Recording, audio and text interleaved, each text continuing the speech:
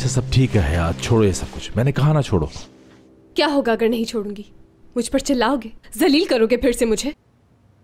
ठीक है मैं सॉरी कहता हूं, मानता हूं मुझे ऐसा नहीं करना चाहिए था।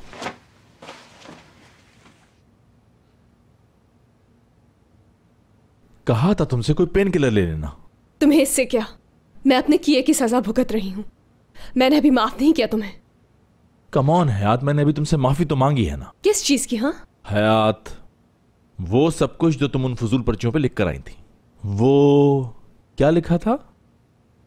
मैं ये घर छोड़कर जा रही हूं, तुम खुश रहना अकेले, और इसके अलावा पता नहीं क्या कुछ लिखा था। वो बिल्कुल मजाक नहीं था। तो वो आपके दिल की आवाज थी? हाँ वो मजाक लग रहा था। वो सब मेरे दिल की आवाज थी। ओह वाकई। यस सही है, मेडिसिन जो आपने मंगवाई थी।